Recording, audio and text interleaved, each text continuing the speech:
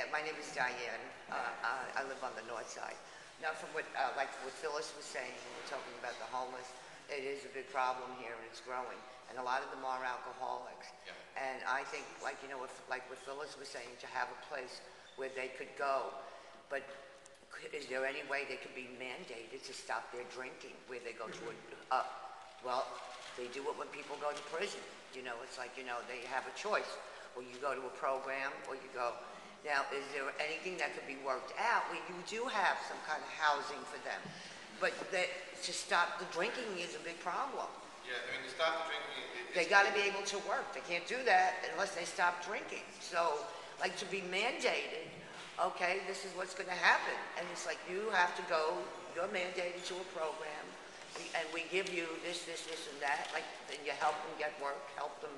I mean, it's a very complicated, difficult situation. You know, alcoholism is a very serious condition, and in a lot of ways it's a disease. And so, you know, mandating that guys who are not breaking the law are, you know, that's a very, very difficult thing to do, and it's not really, I don't think it's not really possible, you know, in this given circumstance. What I think that we need to do is we need to provide community-based resources for these guys. The reality is that most of them are Polish-speaking, that they don't have a lot of ties outside of this community. So the Department of Homeless Services, for example, has set up a facility that they can go to that has a Polish-speaking staff member. That facility, though, is all the way out in East New York. So the guys don't really want to go there because they're not within, you know, their comfort zone.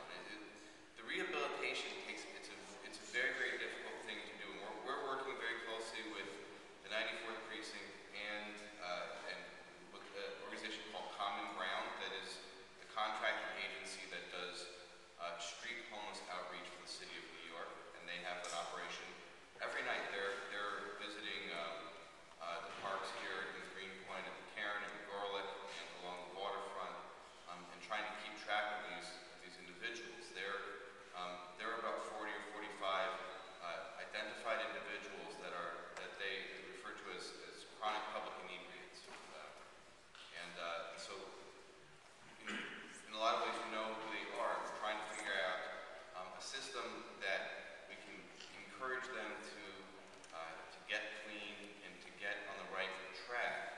A number of these guys, in reality, actually aren't even homeless. They have homes, but they're not allowed to go back there, or because they have such a bad drinking problem, they're not accepted back in their home.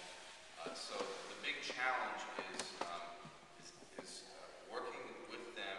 You know, where again, alcoholism is such a serious disease that just telling them either you get housing, we'll take you in and we'll give you housing as long as you get clean. Oftentimes they'll say, well, then I don't want to take the housing. It's a big challenge. For instance, all winter long, and I've mentioned this numerous times, I live right next to BQE. I live on Morgan Avenue between Nassau and Triggs. There were 3 or 4 gentlemen that were sleeping underneath the BQE on a mattress throughout the winter. So I would call, I would call the 94th, and I would call Common Ground, and I'd say, you know, the guys are out there, and it's 30 degrees, or it's 20 degrees, or it's snowing. They weren't, you can't go in and arrest them. And oftentimes they didn't, you know, Common Ground would go there and talk to the guys, and they would opt not to take housing for the night. So it's a really, really big challenge. It's something that Rami has been working on for a lot longer, actually, than he's been working in my office. He was working on this when he worked in Dave Yass's office. But it's a big, big challenge. And this year, I mean, there were 2 individuals that died of hypothermia in McCarran Park. 2 individuals. And so, I mean, that is something that I am pressing to the Department of Homeless Services and saying that is unacceptable. I've told them this on numerous occasions. That it is absolutely unacceptable that they don't have a plan in place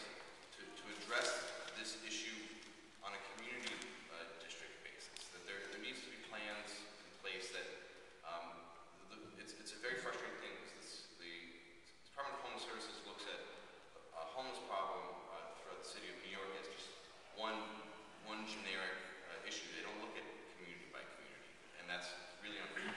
Well, would more shelters help? No, no. More shelters, not just, no, if you were, for instance, what they're proposing at 400 McGinnis Boulevard, which is an assessment center, a 200-bed assessment center, that won't help at all. That's going to make the problem a lot worse, because that's going to be bringing in 200 new individuals from outside the community into this community.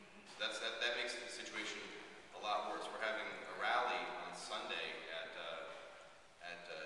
2 o'clock at 400 McGinnis Boulevard to tell the owner of the building, to tell the City of New York, to tell the Department of Homeless Services that this community does not want that. Obviously, we're concerned about the homeless situation in our neighborhood. That's why we're talking about it now at our community council meeting. We're not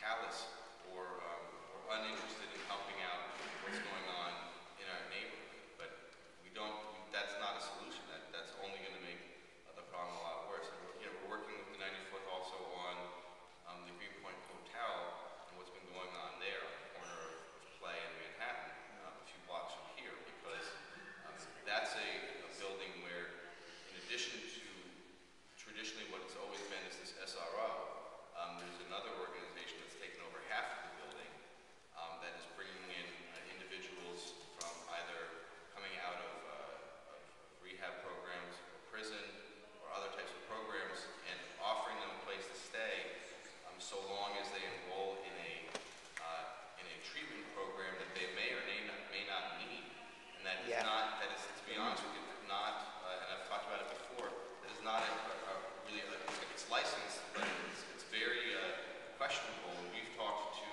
the licensing organization, which is the State Office of Substance Abuse Services, or OASIS, and they're looking into their license. We were talking to the State Attorney General about revoking their license, and we were making some progress on this organization, which is called CIS, which is not, what they're doing is holding these guys in a position where they're saying you have to go to our drug treatment program, which is in Manhattan.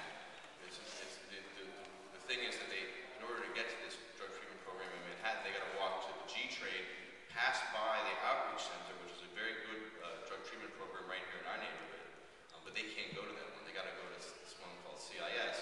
They get Medicaid reimbursement money, and as soon as that Medicaid reimbursement money has dried up, or that case is closed out by Medicaid, then they kick the guys out.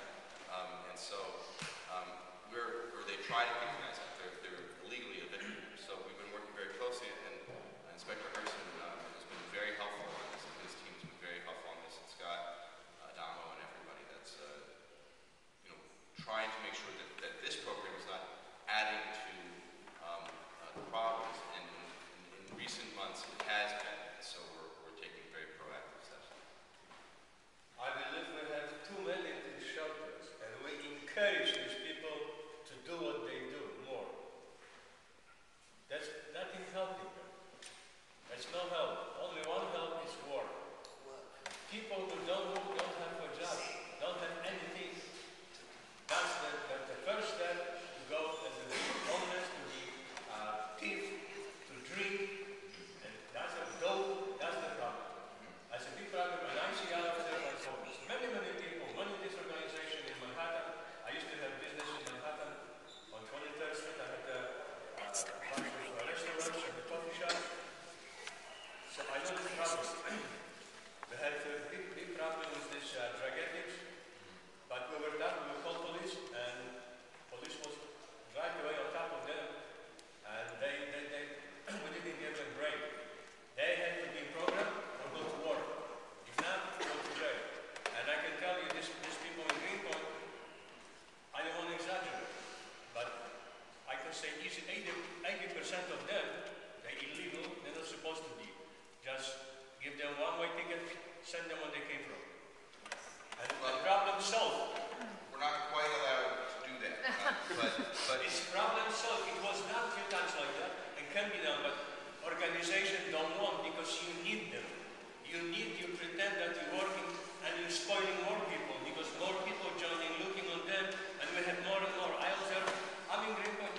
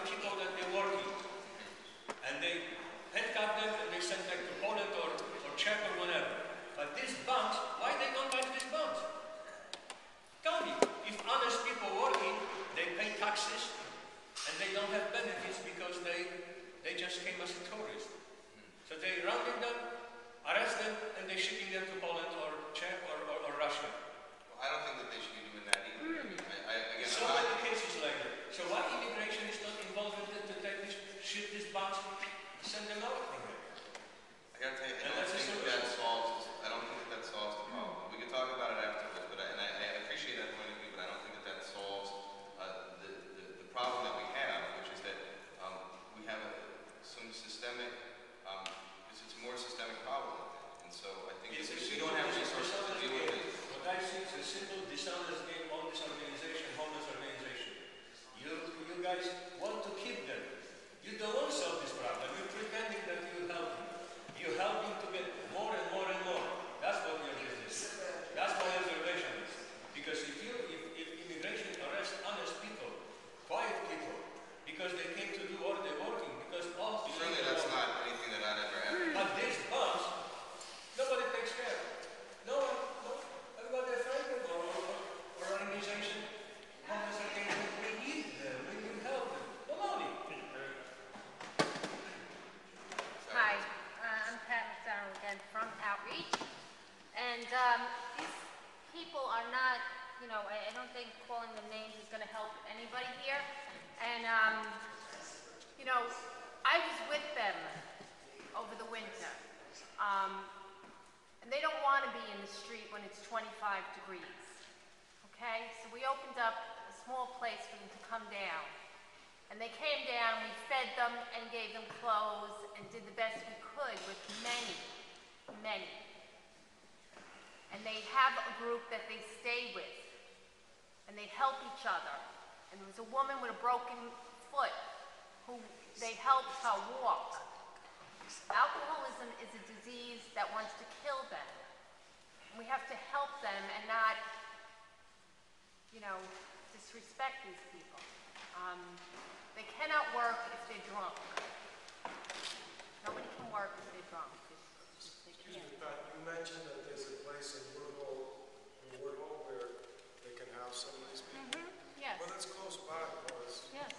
I didn't know that. They have to want to stop drinking. Drinking. I mean, the problem, I've spoken to the medical director at Woodhull Hospital. I'm talking about a 360 house over there, that if they stop drinking, we put one man in there, Yeah. stop drinking, and he's getting help. There are facilities, sober houses for people, but they can't live there and be drunk. And the problem with addiction is that you have to want to stop To stop doing it. the willingness. And they're not, you can't just tell somebody, stop drinking, and they're going to stop drinking. Right. It doesn't, that's not the nature And of they alcohol. can die.